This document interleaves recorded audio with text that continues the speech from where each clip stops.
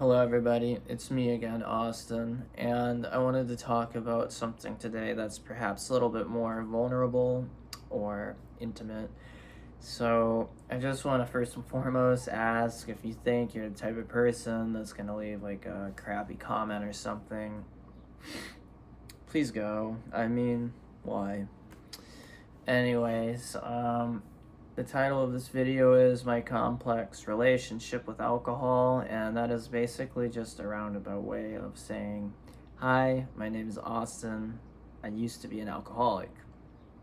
I'm 5 years clean from active everyday alcoholism, and I'm about 2 years clean from like this after alcoholism, binge drinking, methodology, mindset that I had. And currently I'm where I'm at, where I've kind of buried the hatchet with alcohol. You know, I think I've gleaned what little there is, in my opinion, to glean out of that substance. But I do want to say, before I get into anything, that yeah, I think that alcohol deserves a seat at the table with all the other classic and infamous psychoactive substances. So, there's that. So, I was effectively hooked by alcohol from the ages of 18 on to 22 years old. And I didn't stop binge drinking until 25 years old. So here is the history of that. So surprisingly, I didn't really drink much in high school. It wasn't really until my senior year.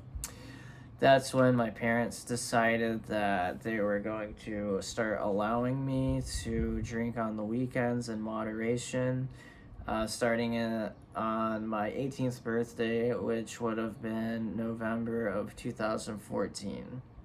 So I pretty much had some semblance of some regular scheduled drinking from the age of 18 onward.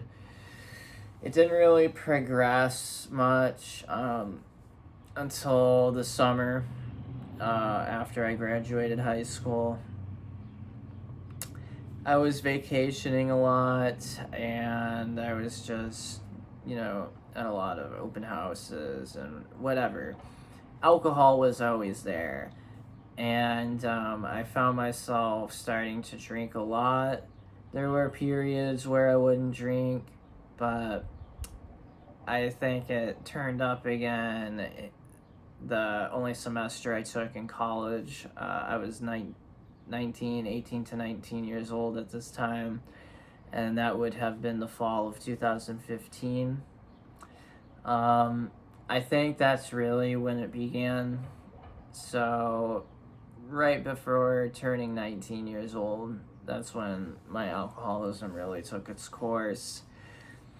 So, growing up, I was always really anxious, and part of my anxiety was never really getting a good night's sleep. Sure, people could make arguments for my personal life and say I was like staying up late and distracting myself, but that distraction was distracting me from the constant barrage of anxious, borderline panic attack thoughts that I was having on a daily basis. And really, at the time, the only thing I found that soothed that was alcohol. You guys have to realize I didn't really get into smoking cannabis like regularly until I got into my 20s. Before that, I was incredibly scared of weed. I just never really had many good experiences with it. It always ended in me pretty much having a panic attack and getting tunnel vision really bad. So cannabis wasn't really a substance I could enjoy until I was a little further into adulthood.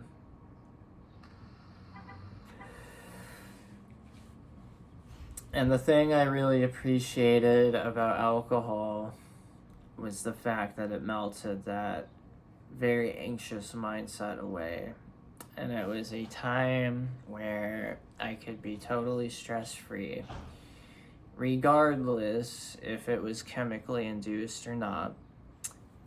I found something that inevitably allowed me to feel what I thought was normal. In addition to that, never got a good night's sleep, like I just said. I was constantly losing sleep and being eaten alive by anxious thoughts while that was all happening. And the great thing about a can of beer I found at 18 years old was when you chugged an entire can of beer and you really tried to fall asleep, like earnestly tried to fall asleep, you would probably pass out within 5 minutes, at least for me. And, you know, that was happening every night.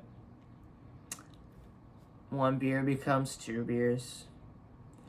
2 beers becomes 4 beers. 4 beers becomes a 6-pack a night. 6-pack a night becomes 6-pack and a half. Then it goes to 2 6-packs. Then eventually you're drinking pretty much almost an entire case of beer in a night. Right? So that brings us about the summer of 2017. I was pretty much in my heyday making videos here.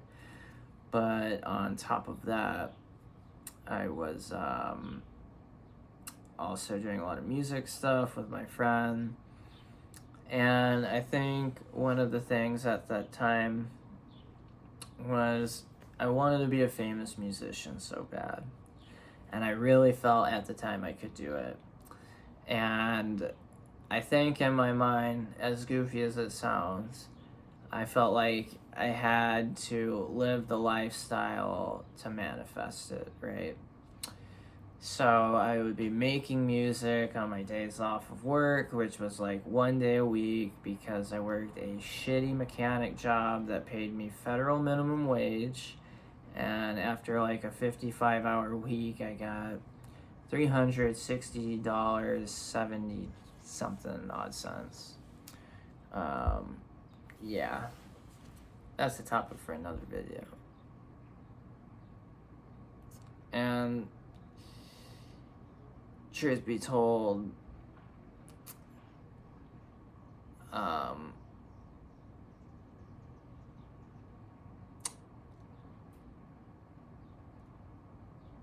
it was really bad back then.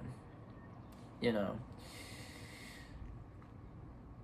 I was starting to exit the soft liquor category and began like experimenting with heavier stuff more frequently. You know, I'd be recording music all night, drinking all night,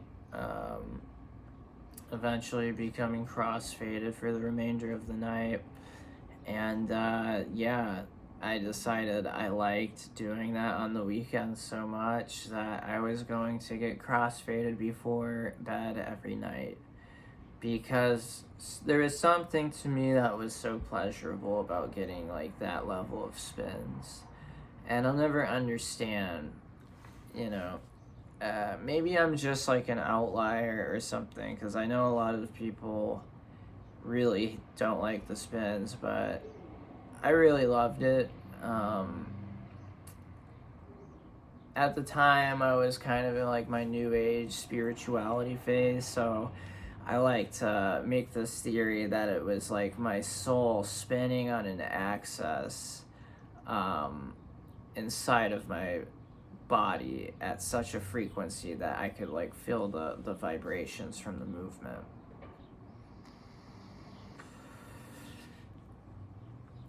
Then exiting the summer, like my poly addiction really began.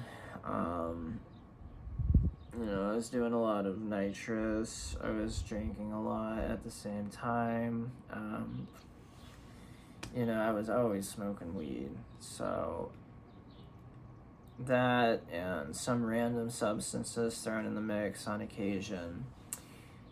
And I was like essentially anesthetized for a certain part of my life. Like if I wasn't on the clock, I was like in a vegetable like state.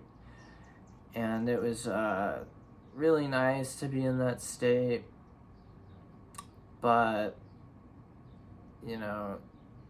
even as a person who still enjoys researching and learning about psychoactive compounds, if there's one I could say, like, perhaps I regret trying, if there's one I can say has been the epitome of addiction, where it ruins my relationships and it turns me into a different person, and it robs me temporarily of my bodily health and autonomy,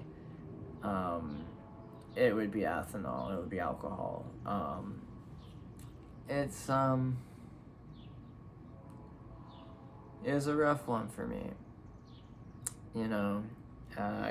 Moving forward from like the summer of 2017, I really started to transition more into drinking hard liquor.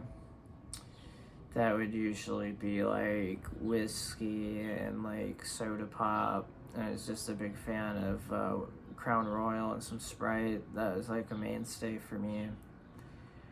But I think I really started to feel like the term functioning alcoholic applied to me probably the winter of 2018.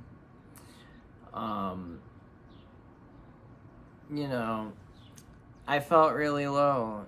I felt really miserable and within the clutches of something that I really couldn't escape. Like, it was really the first time in my life that I had developed a physical dependence to something. There would be weird phenomenon that would occur. Like, if I was out in public and not drinking at the usual time I would be drinking, I would still psychologically still feel drunk. Like, I would perceive the world around me as if I were drunk. And I'm not sure if that's something like other people have experienced, but there's definitely that.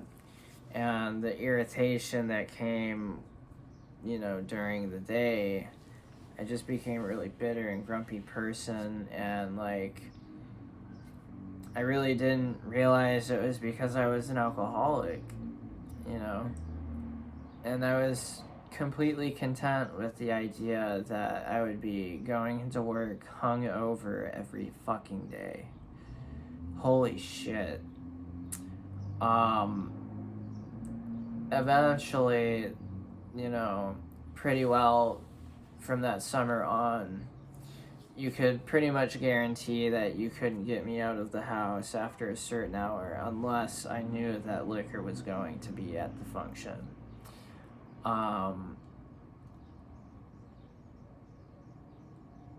It really robbed me of the ability to go see people or experience things.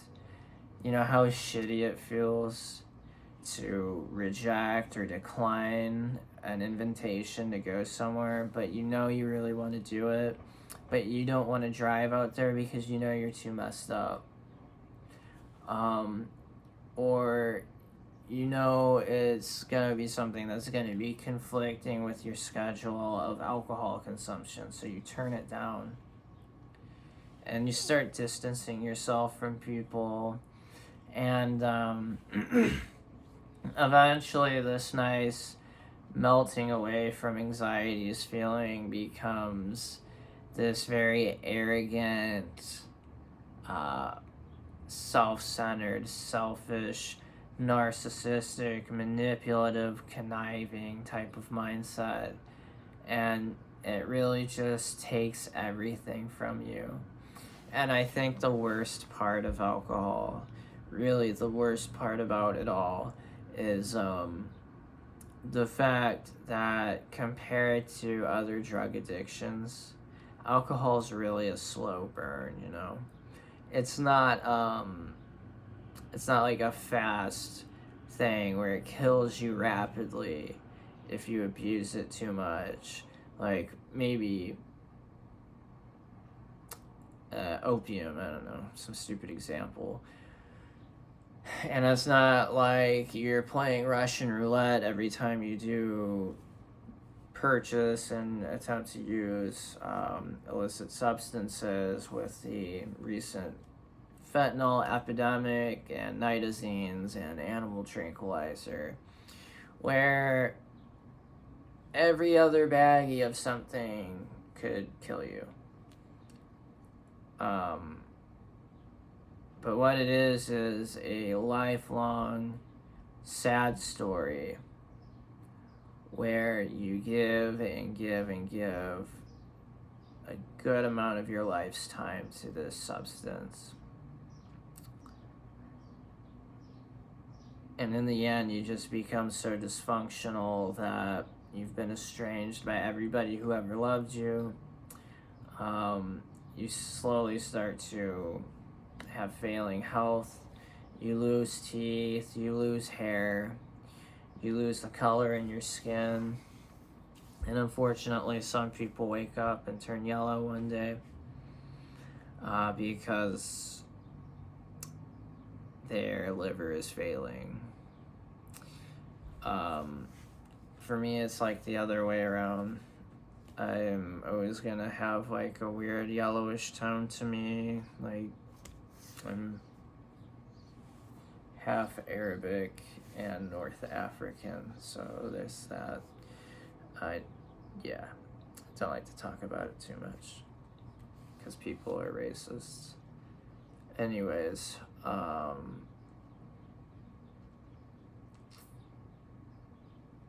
I think that's pretty much all I want to say. I do want to wrap it up by saying, I remember the moment where I kind of stepped out of the binge drinking mentality. So I kind of picked it up again because I was starting to get really bad anxiety. It was really early 2022, and I had just left the apartment that I was sharing with my soon-to-be ex-wife. And I moved in with my dad and my stepmom.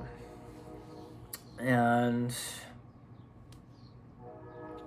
it was just weird going from, living on your own to, like, living with your parents again. And that's just to say it sucked.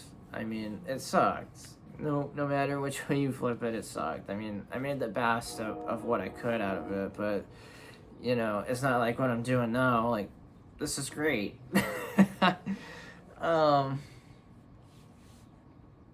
But part of that was I was just really stressed out because I knew I was going to have to move out soon, and I think I started picking up drinking again because I just didn't want to deal with it. And it would just be drinking on the weekends again. And then the weekends would become weekdays, and eventually I was up until 2 a.m. again on a weeknight, and pretty much almost waking up late for work every single day. And it settled down when I got with my second ex. I said some shit when I was drunk that kind of fucked me up. And I didn't like that I said that. So it kind of caused me to just stop and just switch to being a full-time weed smoker. But after that point,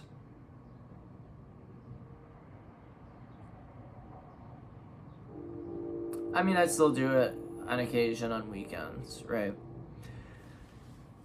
And it was starting to become a frequent thing between me and my ex again, and we'd start drinking a lot. And then I remember it was July 4th of 2022. I was at a July 4th party that my dad and stepmom's friend was hosting. And I was supposed to like help my dad do like a performance that night, so I was like playing bass that night. But I remember already being really stoned and then deciding that I still felt really anxious and that I needed to like drink some hard cider to take the edge off, right? And I drank one and then two and then three, and I think it was like halfway through my fourth one. You know, like, my ex was pretty chill about it. They kind of just let me drink as much as I wanted. At my discretion, they might suggest, like, to stop. And I would, usually, I think. And, I just kind of stopped. I was tipsy, and I looked at the glass. It was, like, an Angry Orchard. And I was like, man,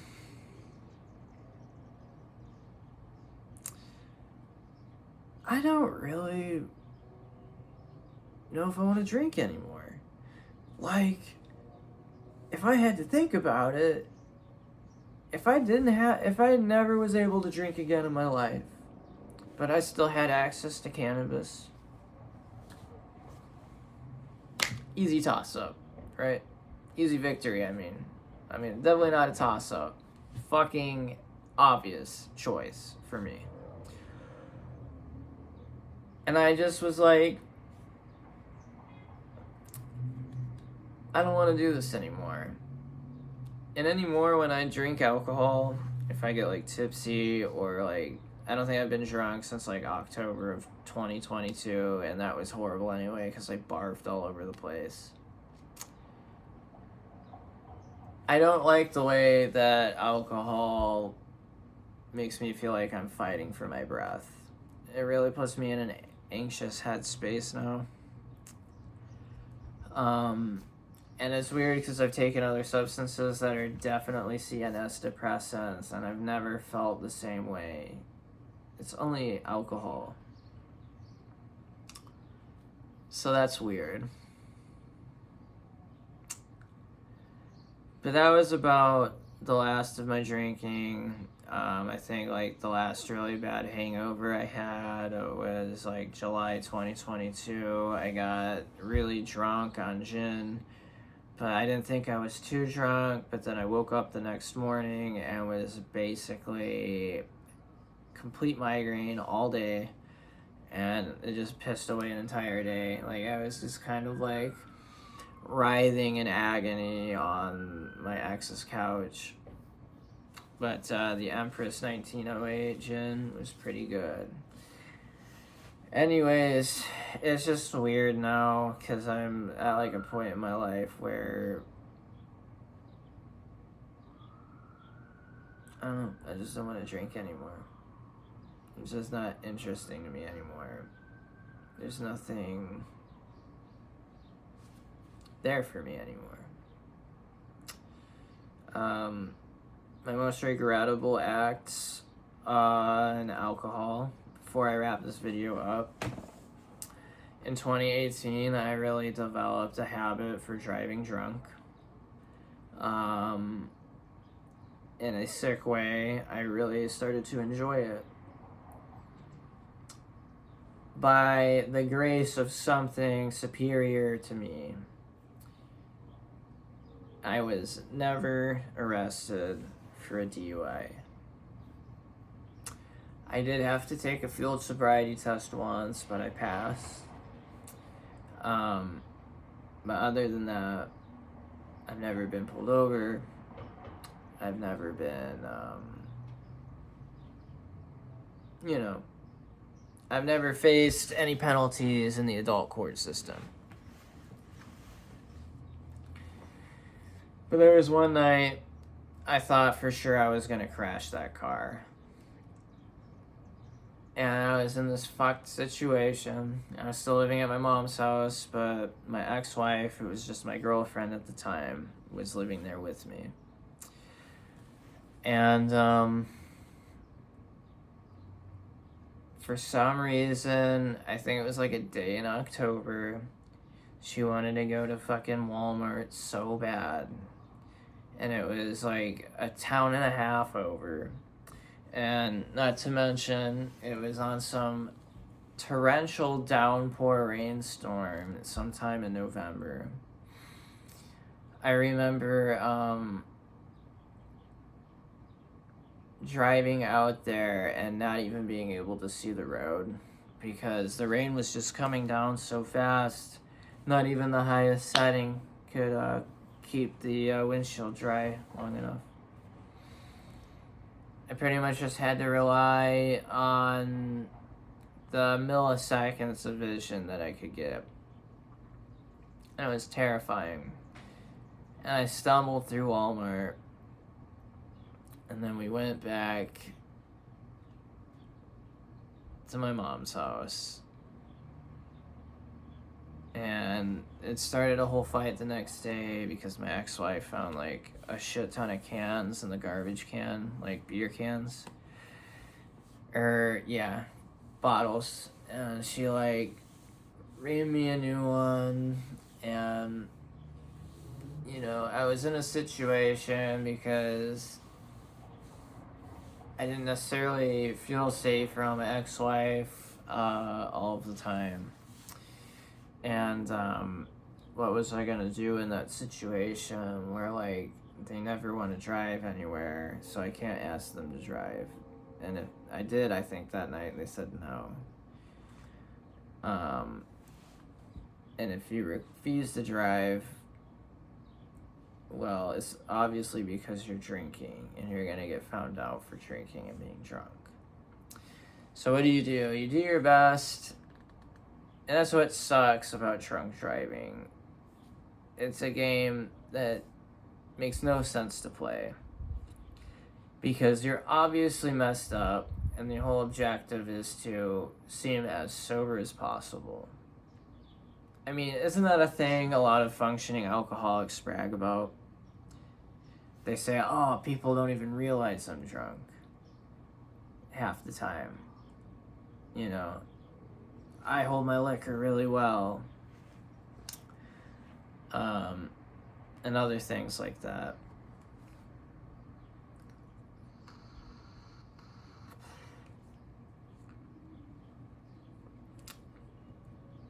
Anyways, I should probably wrap this up. In summary, the worst story I ever had heading into winter of 2018 was this is when I started blacking out a lot. Now, previously I never blacked out before in my life, but I remember having a blackout so bad and I was so embarrassed, and I think that was really the first time in my life where I was like, am I an alcoholic? And it was a night in the winter of 2018, and me and my childhood best friend were there at my mom's house, and my ex-wife was there. I think she had it was either just before or just after she'd moved in. And we were recording a song and drinking a lot, and I think we smoked a little weed, but not too much. I think we drank a lot more than we smoked. And all I really remember was dancing to a music video. It's Goodbye by Young Salami. I'll put it in the link when this video uploads, and I'll pin the comment too. And I was drinking like gin and tonics and other things, and I got fucked up way too fast. And I think I even recall, like right before like my memory escapes me, Ryan saying to me like, hey man, like you're kind of drinking a lot. And my memory like fails me at that point. And apparently I just started kind of making a scene after that point, and for the rest of the night I was pretty much like barfing, pissing my pants, and pretty much shouting about how I was gonna kill myself. Yeah, it wasn't a fun night. It's probably the most embarrassing night in my life, honestly, if I had to think about it.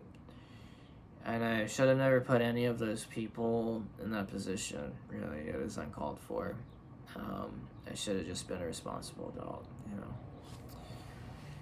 Should have just stuck to smoking a joint or something. I don't know.